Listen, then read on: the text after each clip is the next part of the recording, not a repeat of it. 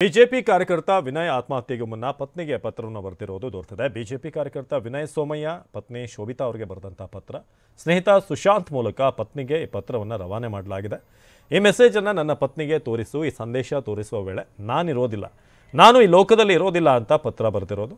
ಶೋಭಿ ನನ್ನನ್ನು ಕ್ಷಮಿಸಿಬಿಡು, ಇದು ಕ್ಷಮಿಸಲಾರದ ತಪ್ಪು ಅಂತ ಅವರು ಪತ್ರದಲ್ಲಿ ವಿವರವಾಗಿ ಬರೆದಿದ್ದಾರೆ. ಯಾರೂ ಕೂಡ ಕ್ಷಮೆ ಮಾಡದಂಥ ಒಂದು ತಪ್ಪು. ನನ್ನ ಎಲ್ಲ ಕಷ್ಟ ಕಾಲದಲ್ಲಿ ನೀನು ನನ್ನ ಜೊತೆಗಿದ್ದೆ, ಆದರೆ ಕಳೆದ 2 ತಿಂಗಳಿಂದ ನನ್ನ ಮನಸ್ಸು ಕಂಟ್ರೋಲ್ಗೆ ಬರ್ತಿಲ್ಲ.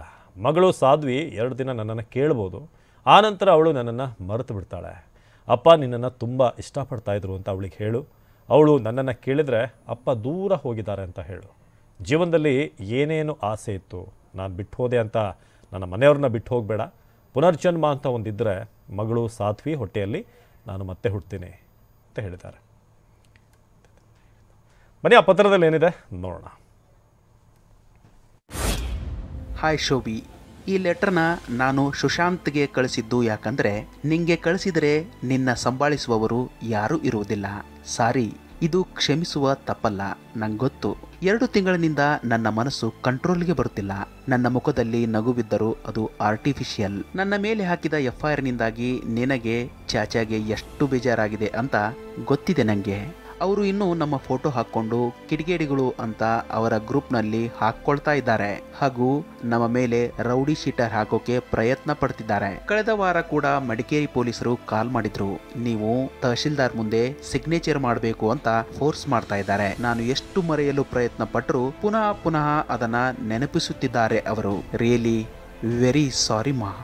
ಜಾಮೀನು ಸಿಕ್ಕಿದ ನೆಕ್ಸ್ಟ್ ಡೇ ಪೊಲೀಸ್ನವರು ರಂಜಿತ್ ಮನೆಗೆ ಹೋಗಿ ನನ್ನ ಮನೆ ಅಡ್ರೆಸ್ ಕೇಳಿದ್ದಾರೆ. ಅದು ಕೂಡ ಜಾಮೀನು ಸಿಕ್ಕಿದ ನಂತರ. ಅಷ್ಟೆಲ್ಲ ಮೆಂಟಲಿ ಟಾರ್ಚರ್ ಕೊಟ್ಟಿದ್ದಾರೆ. ನನಗೆ ಹೇಳ್ಕೊಳ್ಳೋಕ್ಕೂ ಆಗ್ತಾ ಇಲ್ಲ.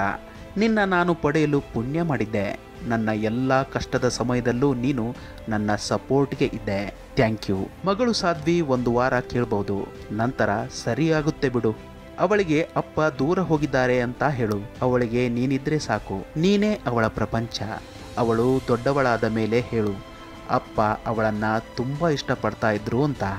ಏನೇನೋ ಆಸೆ ಇತ್ತು ಕಣೆ, ಒಳ್ಳೆ ಕೆಲಸಕ್ಕೆ ಸೇರಬೇಕು, ಫ್ಲ್ಯಾಟ್ ತಗೋಬೇಕು, ಅಲ್ಲಿ ನಾವು ಜೀವನ ನಡೆಸಬೇಕು ಅಂತ. ಆದರೆ ನನ್ನ ಮನಸ್ಸಿನಿಂದ ಆ FIR ಘಟನೆಯ ವಿಚಾರ ಹೋಗ್ತಾನೇ ಇಲ್ಲ. ನನ್ನಿಂದ ನಮ್ಮ ಹಾಗೂ ನಿಮ್ಮ ಕುಟುಂಬದ ಮರ್ಯಾದೆಯೇ ಹೋಯಿತು. ನಾನಿಲ್ಲ ಅಂತ ನನ್ನ ಮನೆಯವರನ್ನು ಬಿಟ್ಟು ಹೋಗಬೇಡ. ನಮ್ಮ ಮನೆಯಲ್ಲಿ ಎಲ್ಲರೂ ನನ್ನನ್ನು ಎಷ್ಟು ಇಷ್ಟಪಡ್ತಾರೋ ಅಷ್ಟೇ ನಿನ್ನನ್ನು ಕೂಡ ಇಷ್ಟಪಡ್ತಾರೆ. ಅದು ನಿನಗೂ ಗೊತ್ತಿದೆ. ನೀನು ಇವಾಗ ನನ್ನ ಫ್ಯಾಮಿಲಿ ಜೊತೆ ಹೇಗಿದೆಯೋ ಹಾಗೇ ಇರು.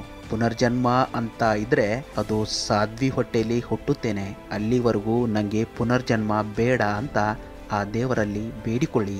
ನನ್ನ ಜಾಸ್ತಿ ನೆನ್ಪಿಟ್ಕೊಳ್ಬೇಡಿ. Love you Sobi and Sachi.